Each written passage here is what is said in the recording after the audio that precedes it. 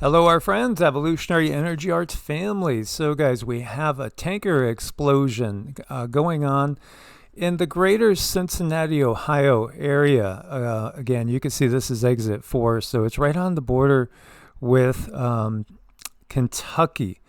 And it's a tanker, right? It got to be suspicious when you see anything carrying gas, oil again, energy resources, with everything that's going on with the greater war in the world. You got to question: was this some sort of hit? Was this some sort of sleeper cell activation? Agents of chaos again. So, there's some reports saying near Cincinnati, other ones are saying Newport, Kentucky. Again, it's the same area that we're talking about. This was last night, and I don't know. You just got to be suspicious in these times because we have a big war going on over there in the Middle East. Last 2 hours, 3 missiles accurately hit Israeli military bases on the outskirts of Tel Aviv. In fact, some are saying that Tel Aviv is looking like the Gaza Strip at this point. And there are, of course, intense efforts to keep video from showing just how bad it is in this area, from making it, again, out to everybody to see. It's always about appearance in war, and you can't hide that many coffins. That's the real sad state of affairs. In the last 24 hours, is saying 126 Israeli soldiers killed by missiles from Iran, Hezbollah rockets, and clashes with Hezbollah. At least 500 soldiers wounded. Again, Israel is a small country. It's very small. It's like the entirety of the country is like the size of Rhode Island and Connecticut. Not very big. It has not a huge population either. Iran is basically over 10 times the population, actually much more than that, in way more area. And with Iran, too, the terrain is almost impossible to effectively invade and take over. Very mountainous, very, very challenging. Don't forget, Afghanistan wasn't conquered by the Soviet Union, nor really the U.S. either.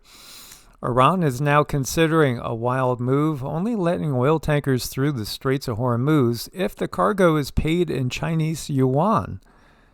Okay, so it's a financial blow to the U.S. and the petrodollar. Yeah, that's the bigger picture, is replacing the U.S. as the policeman of the world, the dominant military force of the world, with China as being that new dominant economic military force. Yet, you got to say, the power behind that, the, again, military industrial complex, the banking cabals, is that going to stay the same, or is that going to change? Because if it's staying the same, then it's all just an illusion. And again, humanity has to wake up to the fact that all wars are ultimately wars for profit control and also keeping the population on the planet at a manageable level.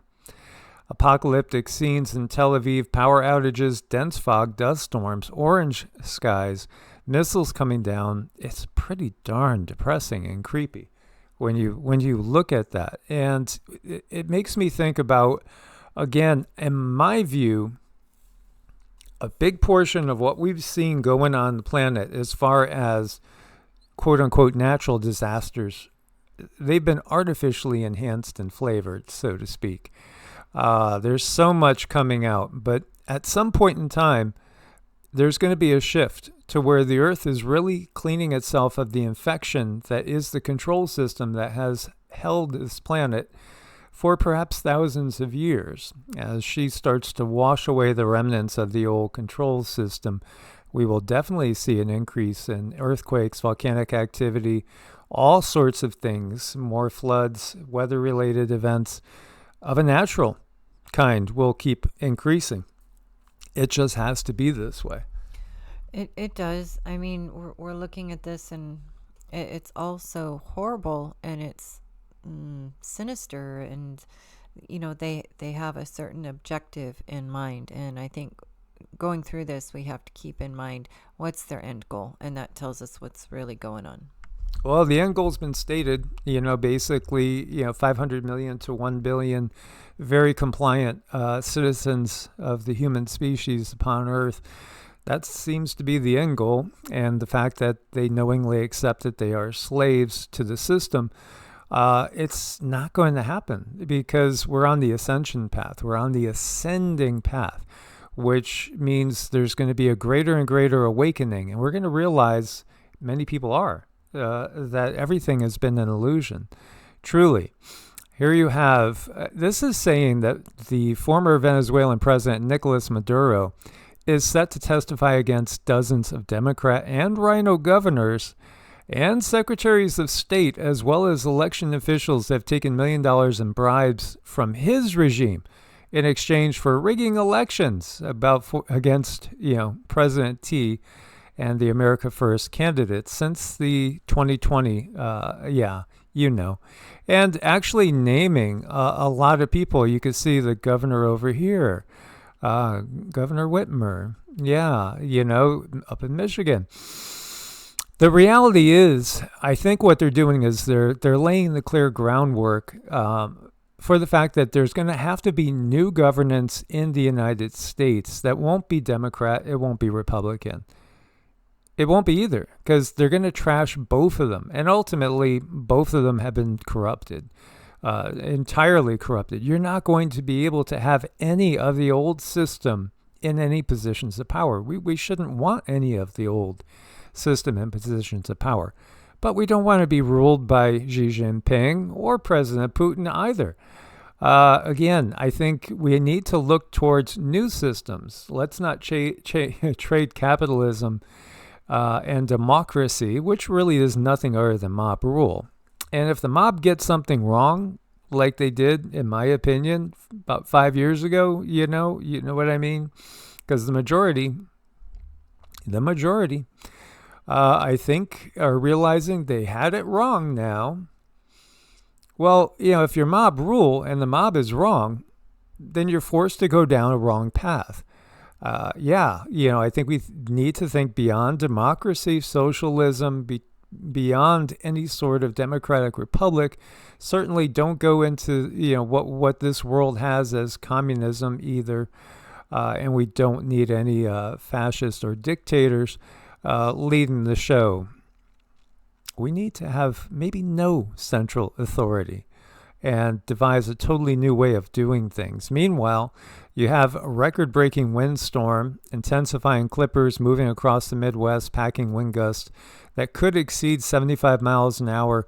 And then it's talking about all the people without power, and that number keeps growing. It's gone down a little bit this morning. It peaked at about 920,000 people. As you can see, most in the Midwest and up towards the upper Midwest. Right now we got 192,000 without power in Pennsylvania, close to 300,000 in Ohio without power, Michigan 87,000, Wisconsin 20,000, West Virginia 10,000, Virginia 16,000. And we also have storms and snow coming down in Washington. 21,000 people are without power there. I think we're going to see a lot more power disruptions, and we're going to just see ever-increasing internet disruptions.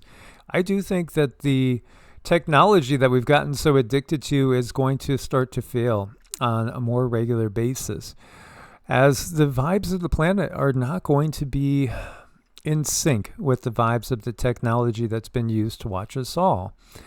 Over 130,000 also in Hawaii lost power, as you have intense rainfall, damaging winds, thunderstorms, literally wreaking havoc and even threatening a dam over in Hawaii. They had an evacuation warning issued after a possible dam failure on Oahu. This is, again, a global thing that we're watching. Landslides kill at least 102 people in Ethiopia, and massive floods over in Kenya, blizzard warnings in South Dakota and Minnesota, unusual temperature swings, extreme heat watch for California and Arizona. I saw Phoenix might hit like 106, which this is way ahead of schedule for all of what's normal, but the old normal is not going to apply anymore, and the weather swings are just going to get more and more intense until what we've had as a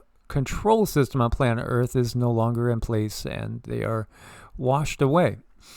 Large sandstorm impacts southern Xinjiang as cold air outbreak strengthens over northern China too. So it's not just in the NATO countries. No, it's all around the world. It's the entire country going through these crazy swings. So snuggle up with a buddy, support each other, prepare as much as you can.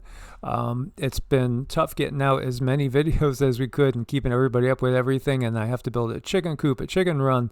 Got to get a whole bunch of things planted. So we're running around with our heads cut off like chickens. Pretty much, quite literally. But we thank you guys for your support. We couldn't do it without you guys. You could reach out to us at evolutionaryenergyarts@gmail for an appointment. Again, life coaching, Vedic astrology, energy work, biofield tuning, all of that. And allow about 2 weeks to get on the schedule. Source bless and namaste. Namaste.